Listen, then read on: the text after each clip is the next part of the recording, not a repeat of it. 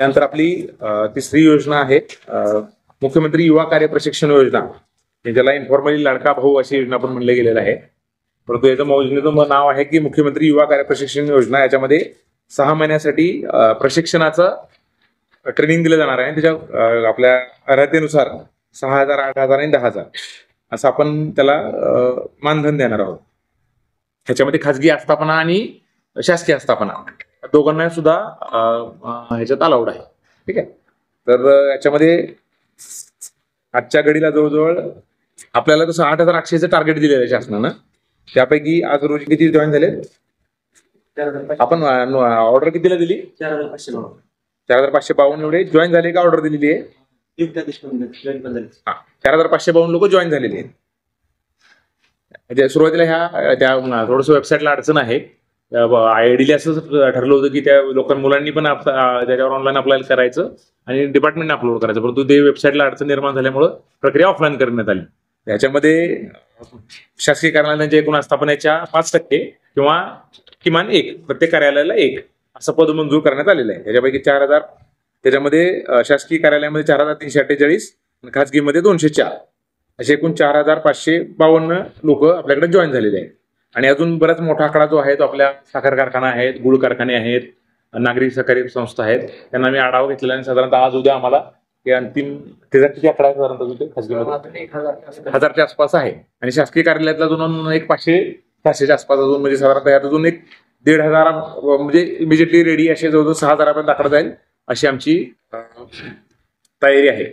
आणि उर्वरित मग ते सांगतो ह्याच्यामध्ये बरेचसे हॉस्पिटल्स आहेत मोठे. त्याच्यात फक्त एकच आहे की त्याची आस्थापना 20 पेक्षा मोठी असावी.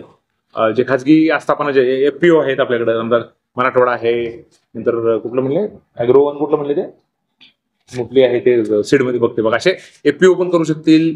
मोठे हॉटेल असतील, आता हॉटेल ज्याच्याकडे 20 पेक्षा जास्त कर्मचारी आहेत ते सुद्धा याच्यामध्ये सहभागी होऊ शकतील. ह्याचा उद्देश की असा आहे की त्या प्रायव्हेट किंवा शासकीय लोकांनी त्या लोकांना ट्रेनिंग द्यावं आणि त्यानंतर त्यांना सर्टिफिकेट मिळेल. आणि त्याची जी कॉस्ट आहे ट्रेनिंगची ती शासन बेअर करणार आहे ना. त्याच्यामध्ये आता अजून मी ह्यांना सूचना केलेली की आपले बरेचसे हॉस्पिटल्स पण आहेत जे आपल्या महात्मा ज्योतिबा फुले योजनेमध्ये आहेत. फक्त एक लागते की ते जर पेमेंट जी सिस्टम आहे त्याच्यामध्ये EPF वगैरे नोंदणी असावी त्या कार्यालयाची. ह्याच्यामध्ये मला वाटतं मग बरेचसे आपले जे मोठे हॉस्पिटल महात्मा ज्योतिबा फुले योजनेमधले असलेले हॉस्पिटल्स सरकारी सोडून जे खाजगी आहे ते म्हणतो 10-12 आहेत, त्यांना पण आम्ही सूचना दिलेली आहे. त्यानंतर केंद्र शासनाचे फक्त अजून विभाग मागे राहिलेले थोडेसे, त्यांना मी काल पत्रव्यवहार केले बोलवलं आहे. त्याच्यामध्ये टपाल विभाग आहे, रेल्वे विभाग आहे. तर आता जे आज उद्या त्यांची प्रक्रिया त्यांची पण सुरू आम्ही करणार आहोत. याच्यामध्ये सुद्धा आपले जे फक्त आता असं झाले की आता ऑनलाईन आपले पोर्टल सुरू नसल्यामुळे ते ऑनलाईन करता येत नाही. तर त्या विभागामध्ये आणि खाजगी आस्थापनांनी सुद्धा आमची परवानगी घ्यावी आणि ऑफलाईन पद्धतीने आम्ही त्यांना सुद्धा परमिशन देऊ प्रक्रिया करण्याची. त्या ज्या कोणी खाजगी आस्थापना आणि विद्यार्थी याच्यात इच्छुक असतील त्यांनी सरकारी कार्यालयाशी संपर्क करावा किंवा त्या खाजगी आस्थापनावाल्यांनी आमच्याशी संपर्क करून आम्ही त्यांना ऑफलाईन करण्याची प्रक्रिया देऊ. फक्त आपण एक त्यांना लेटर देऊया की तुम्ही वॉक आपल्या सराव खाजगी सराव हे बंद असल्यामुळे करावं, नंतर ऑनलाईन करण्याची प्रक्रिया करण्यात येईल. ठीक आहे. हे तुम्हाला नोट मिळाली कायची? त्याच्यात काय माहिती का, त्यांनी असं दिले की आपल्याकडे ते कुठली परीक्षा घ्यायची नाहीये. साधारणतः 18 वर्ष ते 35 वर्ष. तर आपल्याला सूचना अशी दिली त्यांनी की 35 वर्षवाल्यापासून खालीपर्यंत असे जेवढे अर्ज येतील तेवढ्या वरून खाली त्याची हे लावावी, म्हणजे उतरत्या क्रमाने लावायचं आहे. आणि 35 वाल्याला पहिल्यांदा द्यायचं आहे, म्हणजे जो जास्त वय असलेला द्यायचा आहे. मग 34 वाला, मग 33 वाला, मग म्हणजे तो बाद होणार आहे काही दिवसात, म्हणजे त्या अपात्र होणार आहे ना. तर अपात्र होणार आहे त्यामुळे त्याला आधी द्या आणि बाकीच्यांना मग वरून खाली उतरत्या क्रमाने त्यांना देण्यात यावं. एवढीच एक सूचना आहे. आता कुठला इंटरव्ह्यू नाहीये, काय नाहीये. आणि त्या कार्यालयाला कुठलं लागतंय, म्हणजे ग्रॅज्युएशन वाला लागतंय, कुठलं लागतंय तिथे त्या कार्यालयाने ठरवणं अपेक्षित आहे. ठीक आहे. अजून आहे कोणाचं काय अडचण? या युवा प्रशिक्षण योजनेअंतर्गत शिक्षकांचे बरेच रिक्त पद आहेत, तर त्यामध्ये काय पाहिजे? किती केली शिक्षकांचे किती बघा? 1,000 भरले शिक्षकांनी भरले ते. अरे हे ट्रेनिंग आहे, ही नोकरी नाही. सर्वात बरं झालं तुमच्या चांगलं हे जे विषय आहे ना, हा जो ना हे पूर्वी आपल्याला एक दुसरे अप्रेंटिसशिप शिफ्ट म्हणतात किंवा इंटर्नशिप. अप्रेंटिसशिप हा म्हणून एक शब्द असतो, आपल्या स्किल डेव्हलपमेंट डिपार्टमेंट असतो. तर म्हणजे ह्या प्रमाणपत्राचा वापर करून भविष्यात आता काय होतं की बऱ्याच वेळा आपण एखादा माणूस होतो, तू काय काम केलेस का बाबा, तुला एक्सपिरियन्स आहे का, त्याला कोणच घेत नाही. की त्याला काही ना काहीतरी बाबा टेक्निकल नॉलेज होईल, काहीतरी कशाचं तर नॉलेज होईल. समजा तलाठीकडे काम केलं तर तलाठीचं काहीतरी टेक्निकल कळल, ग्रामसेवकाकडे गेल्यानंतर काय त्या दाखल्यातलं काहीतरी कळल, किंवा समजा एखादी खासगी आस्थापन असेल, समजा डॉक्टर आहे एखादं मोठं हॉस्पिटल, तर आपल्याकडे मोठे नाही तेवढे, ते एखाद्या हॉस्पिटलमध्ये पण देऊ शकतो, एखाद्या नर्सिंगचं काम करू शकतो, आणि त्याला एक्सपिरियन्सचा सर्टिफिकेट मिळणार आहे. मेन म्हणजे त्या निधी बिधीपेक्षा त्याला जे सर्टिफिकेट मिळणार आहे, त्याला नंतर भविष्यात जेव्हा कुठे तो कुठल्याही जॉबला जाईल, त्याच्याकडे असेल की बाबा मी 6 महिने हे या स्वरूपाचं काम केले, तर त्याला त्या भविष्यात दुसऱ्या कुठल्या इतर रोजगाराला मदत व्हावी. ही नोकरी नसून ही प्रशिक्षणाची योजना आहे. 60% ह्याचं टार्गेट अचीव्ह झालंय. आता म्हणजे परत जास्त संख्या वाढणार नाही, पण बऱ्याच ठिकाणी ऑफिसेसमध्ये असं झालंय की त्या अधिकाऱ्यांचे कर्मचाऱ्यांचे नातेवाईक अगोदर पटपट लावून घेतले, ज्यांच्यासाठी जे वंचित घटक आहेत त्यांना याचा फायदा मिळायला पाहिजे होता. बरेचसे होऊ शकतं असं मी म्हणतो ना. आपल्याला काय करायला माहिती का, आमच्याकडे काही तक्रारी पण आल्या आहेत ना, जिल्हा परिषदला पण आलेल्या आहेत, तर आम्ही तपासून का काय हे कसं आहे, समजा एखाद्याला जर संधी मिळाली नसेल ना, तर आम्ही ते कॅन्सल करून, मग आता शेवटी कसं होते, आपले कार्यालय पण खूप मोठे आहेत, आम्ही नाकारतच नाही, जे तुमचं मान्यच आहे आम्हाला.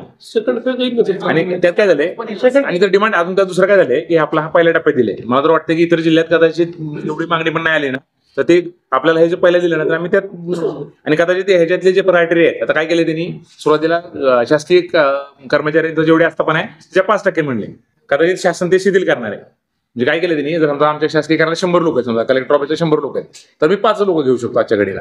कदाचित शासन काय करणार दुसऱ्या टप्प्यामध्ये, आणि खाजगी जर असेल तर त्याला 20% घेता येतं. कदाचित शासनाच्या लेवलला तो पण विचार चाललाय, कदाचित हे वाढवून मग जास्तीत जास्त लाभार्थी देता येईल. आणि एखाद्याचं खरंच म्हणजे अर्ज देऊन पण टावलं गेलं असेल, काय झालं असेल ना, तर तशा मग त्या आमच्या कार्यालयाकडे तक्रार करावी, आम्ही त्यांना व्हेरीफाय करायला सांगू. आता शिफ्ट कसं मग आम्ही रद्द करू, एखाद्या कार्यालय रद्द करून परत नव्याने फेर प्रक्रिया करायला सांगू. एवढंच म्हणजे आता कसं होतंय की आपल्याकडे आमचे एवढे कार्यालय इन्व्हॉल्व झाले, म्हणजे अजून करा की हे 2-3 हजार कार्यालय इन्व्हॉल्व झाले त्याच्यात, मग त्यात चुकू शकतं. आणि त्यात असं काही आता ही योजना पण ऐनवेळी आल्यामुळे त्यात पण डिटेल गाईडलाईन नव्हत्या, त्या लोकांना पण काय माहित नव्हतं. ऑनलाईन आणि ऑफलाईनचा परत प्रॉब्लेम झाला, त्यात काय सुरुवातीला ऑनलाईन केलं, मग त्यात ऑनलाईनचा काय अजून एक विषय सांगतो आपल्याला. काय झालं की लोकांनी ऑनलाईन केलं, पुण्यातल्या लोकांनी पण भरलं. आता एक्झाम्पल आता कुठल्या सिव्हिल हॉस्पिटल घ्या, मेडिकल कॉलेजचं घ्या, तर त्या लोकांनी भरले. जवळजवळ किती लोकांची यादी त्यांच्याकडे, 250ची यादी दिली त्यांच्याकडे, आणि त्यांनी फोन केलाय, सगळ्यांना बोलवलं, त्यातले 5 का 10 लोक पण नाही आले. असं उलटे बी आहे. तर त्यांनी स्वतः केलं, त्यांनी म्हणजे डोमकुंडवार मॅडमनी त्यांच्या सांगितलं 200 लोकांची यादी आली, त्यात मग पुण्यावाल्यांनी भरलं, म्हणजे ते भरताना भरलं, पण तो ऑफलाईनला जेव्हा त्यांनी मुलाखतीला बोलवलं, येऊन डॉक्युमेंट सादर करा, तेव्हा तो पण इश्यू झाला. नंतर काय झालं दुसरं की वेबसाईट पण हँग झाली. मग त्यानंतर शासनापत्र काय काढले की आता हे ऑफलाईनच करा तुम्ही, कारण ते काय झालं, आयडियली असं अपेक्षित होतं की विद्यार्थ्यांनी ऑनलाईन त्यात भरावं, आणि मग ते त्या डिपार्टमेंटला दिसेल, मग ते ज्यांचं ते मॅच होईल ते एज्युकेशन क्वालिफिकेशन त्यांना बोलवतील. परंतु ती प्रक्रिया झालीच नाही तशी, कारण काय झालं, ती प्रोडक्ट चालत नाही. मग त्यांनी ती ऑफलाईन करायची प्रक्रिया दिली, आणि तुम्ही म्हणता त्यात नक्कीच तथ्य आहे. आता म्हणजे पोलीस विभागाची पण 1-2 तक्रारी आल्या आम्हाला. मग मी CSP साहेबांना सांगितलं की तुम्ही परत एकदा व्हेरीफाय करा, आणि परत आपल्या शासनाची यादी आहे त्यानुसार हे करा. ठीक आहे. हा हा